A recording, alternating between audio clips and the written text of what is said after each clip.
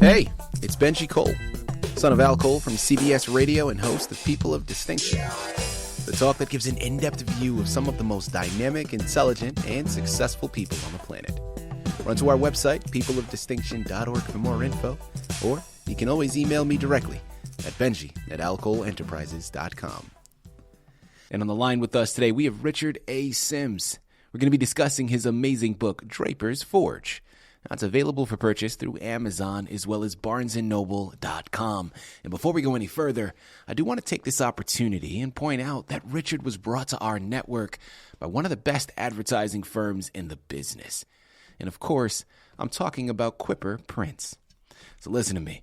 If you're a writer out there and you have a book that you've written, although you find yourself now at a crossroads because you need help moving it, I'm going to give you some fantastic advice. Contact Quipper Prints. I'm telling you, they're one of the best in the business to do it. And frankly, this is what they specialize in. So head on over to quipperprints.com today. Gather all of the ways that their fantastic team is going to help move your product for you. And listen, it is a true pleasure, an absolute delight to have Richard here on the line. Because for anybody out there, especially my parents out there, now we're diving down the rabbit hole now, but stick with me. You heard the adage of it takes a village to raise a child. Well, listen, you can do it on your own. I highly suggest you don't. I'll be the first to tell you, as a father to a daughter, I don't know if I'd be able to do it all by myself. That village that you have around, that support system that you have around means everything. And being able to rely on them is so key. And this book, from a macro perspective, talks about just that. Now, it is disguised in a fantastic journey, but that's one of the underlying messages. And that's something I know you can all get behind, because I know I can. So as I said to you before, sit back and strap in. This is a fantastic ride. And please understand, we're only going to scratch the surface here today. By the time we've concluded, you're going to run to Amazon, Barnes & Noble, and pick up your copies, because you're going to understand there isn't a better book that you want to have to pass the time on a rainy day. And at the end of the day, don't take my word for it. Take Richard's. It's his book. He's written it, and he's going to be able to articulate it much better than I ever could. Richard, first and foremost, welcome to People of Distinction, and thank you very much for being a guest. How you doing today, man? Thank you very much, Mr. Cole. I'm doing very well. Thank you for this interview. I sure appreciate everything that you can do for me.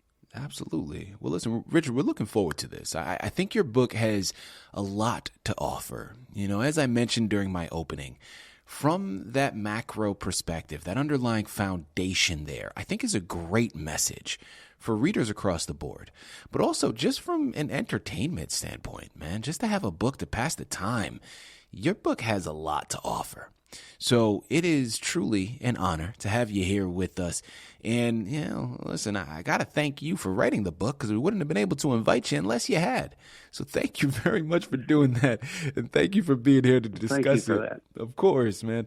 Listen, before we go into the book, Richard, I do think it's important to learn a little bit more about your background. So please tell us more about yourself. Well, I'm a retired aerospace worker, for one thing. I was a tool and die maker for the Boeing company for about 40 years. And as far as writing goes, I was the editor of a sports car club newsletter called The Pit Stop. I was the secretary and editor of the 27th District Legislative District of Pierce County, Washington. And I currently have a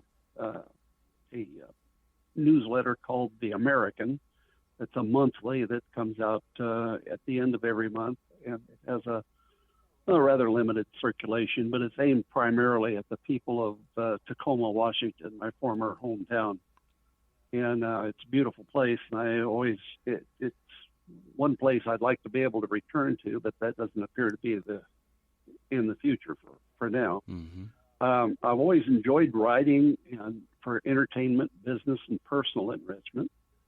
And I chose to write Draper's Forge as it was the next logical step in producing something that would leave my mark with the literary scene.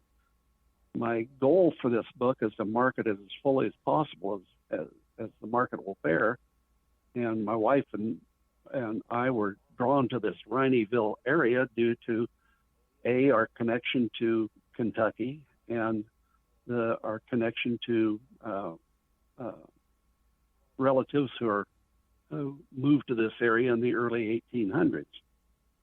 Writing Draper's Forge turned out to be a very good way to avoid rainy afternoons in the Pacific Northwest and decompress after working in my profession as a tool and die maker in the aerospace industry.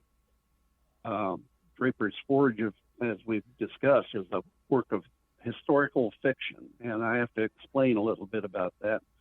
It's historical in the story actually takes its origin from an actual treaty called the Proclamation Line of 1763, and that was a treaty that was drawn up between France and England to try to keep all the English settlements east of the Appalachian Range so that England wouldn't have to support or maintain any kind of activity west of the line.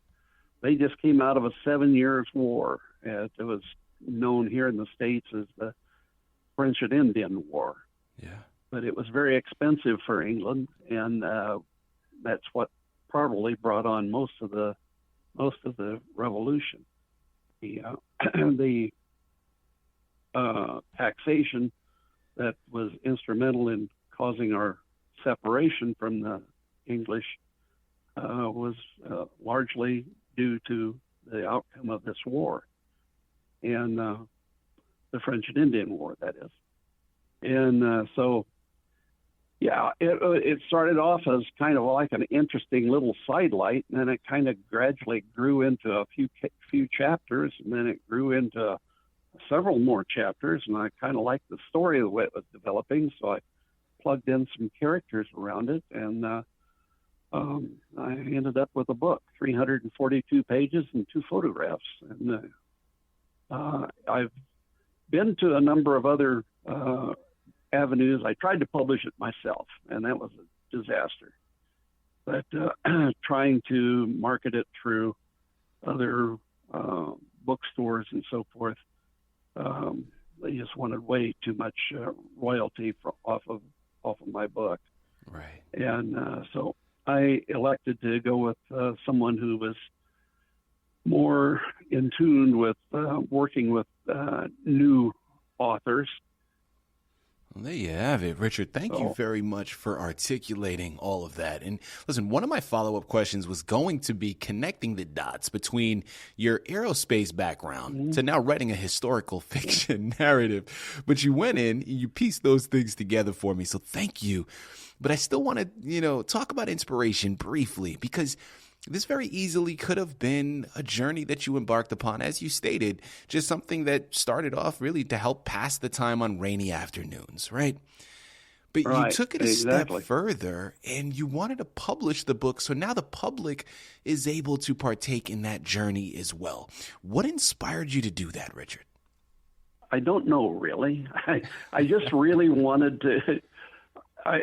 I knew I had a pretty good story there. It had developed over years, and extra characters were developed and plugged into the story at various points, and it turned out to be very readable. And I, through some copies that I disseminated through some of my friends, everybody liked it, and I was thinking, well, if my friends like it, well, maybe the buying public would like it too. So I elected to try to market it through a proper publishing house.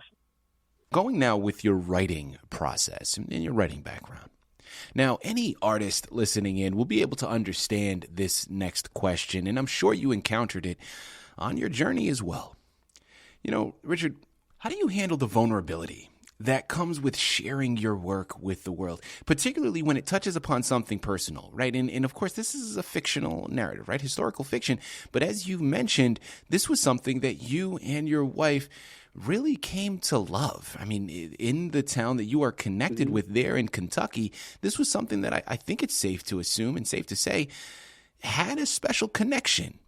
So now to take it a step further and share it with the world, how do you handle that vulnerability that comes with it? It actually came fairly easy for me. For one thing, I wanted to include one of the characters in the book as a man who would later lose a leg through trauma during the battle, the ensuing battle. And I'm an amputee myself, and I've worked with a number of prosthetics companies to develop new and different prostheses and liners and feet and so forth. And so I wanted to include that, and that comes much later in the book. But I wanted that to be part of a story that somebody would not necessarily be turned off about, because losing a leg is kind of a personal thing, but at the same time, it's not the end of the world. There's a lot to be gained after the loss of a limb. And I wanted to try to relate that. Whether or not I was successful at doing that, we'll let the buying public make that determination. There you have it. People, again, we're here on the line with Richard A. Sims. We're discussing his amazing novel, Draper's Forge, available for purchase through Amazon as well as barnesandnoble.com. My next question here, Richard, I'm gonna dive down the rabbit hole a little bit, okay? And we're gonna have some fun outside of the box here. When it comes to your book, I mean, if you could enter the world of the book that you've created, which page would you land on and why? Oh, boy. I think I would probably land on about chapter 3 or 4, I think it is, where he meets our main character is Jacob Horn. And Jacob is a young fellow who's recently coming to Draper's Forge. And he meets a girl, and they fall in love, and all like that. But I tried to make that seem as human and as normal as possible without getting really, verbose about it. But I enjoyed the camaraderie, the interchange between Jacob Horn and his paramour. I enjoyed that, writing that chapter quite a bit. It develops a love interest in the story, and it's not just all settlers against the Indians and the British. There's more to it than that. There's the interpersonal relationships between the Drapers and another fellow by the name of Frederick Vanderplyme, and who's a blacksmith and mechanic of some sort. I kind of identify with him a little bit. And then a couple of other fellows who are necessary support people who don't really have much to do in the book, but yet they're friendly with Jacob Horn, and they conspire to do certain deeds within the book, and I won't elaborate on that too much. But there was quite a number of places where I could interject myself quite a bit. But I think chapter 3 or 4, I think, would probably be my favorite. The adventurous soul of Jacob Horn in another little project that they do in order to help save the settlement is indicative of the my adventurous spirit when I was a much younger fellow. Mm-hmm. I'm 79 now, so my days of running through the woods are long past. But But anyway, I still identify with him. Yeah. But there were a number of places where I could have easily interjected myself, but I really identify with that particular period of American history, where the pre-revolutionary and post-revolutionary war period.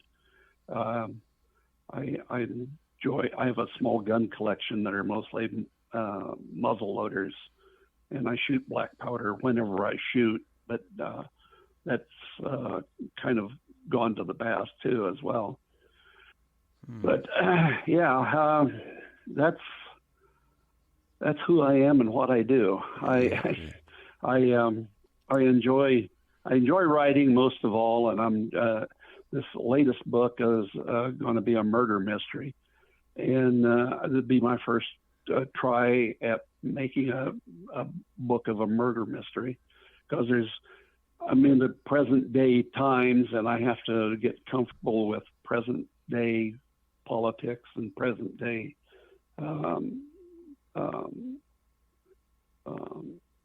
interdepartmental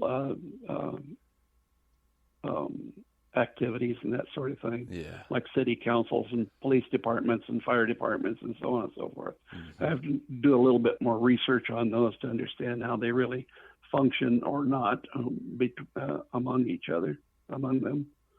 So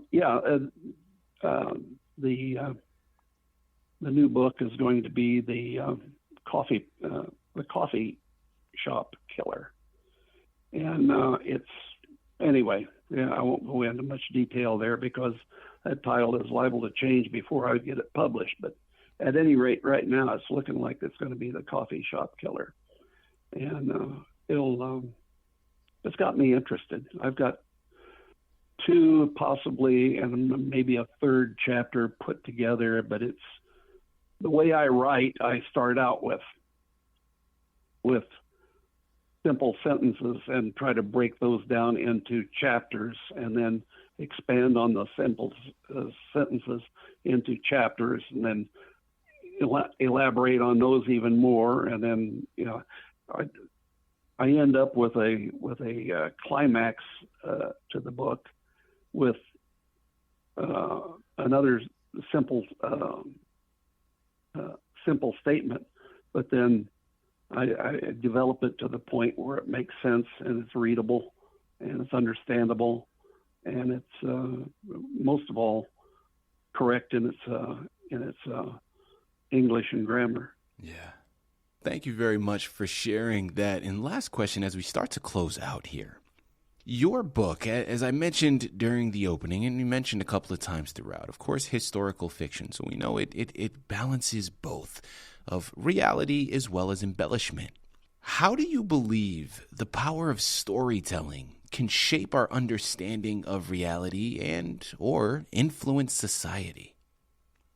Well, as a student of history, that's really easy to understand, because history is nothing more than a collection of stories. Mm-hmm. And it's the way those stories are told and revealed and embellished over the course of hundreds of years, perhaps, that make it interesting. And, I've read some historical novels or historical books that are horribly dry. And for somebody who's interested in history, it has to be really dry to lose me.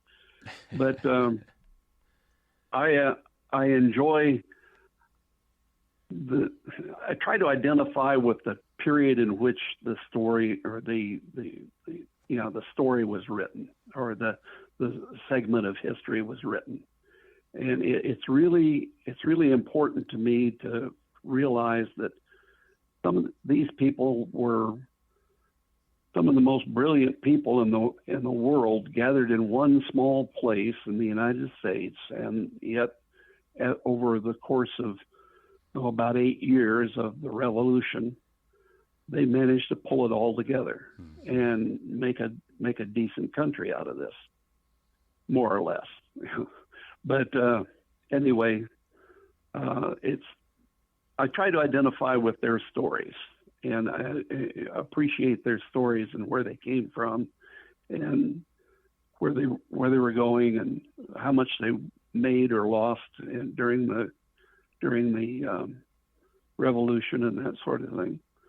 The 56 signers of the Declaration of Independence were largely all interested in, all pretty much ruined by the Revolution. They weren't just radical people. They were people who were people of means and substance, and many of them lost everything, and some of them even their lives, and many of them their families, and so on and so forth. It's just very poignant to read those stories and identify with these individuals who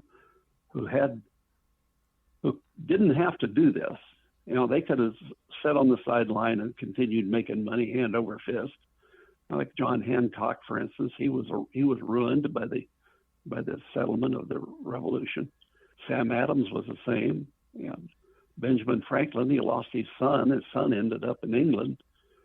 And there, a number of others lost everything that they had.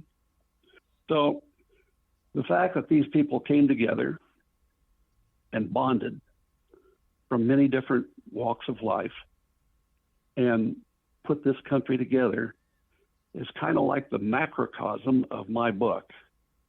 My book is just a little bit of the America that we had formed. And it all takes place in this little village called Draper's Forge.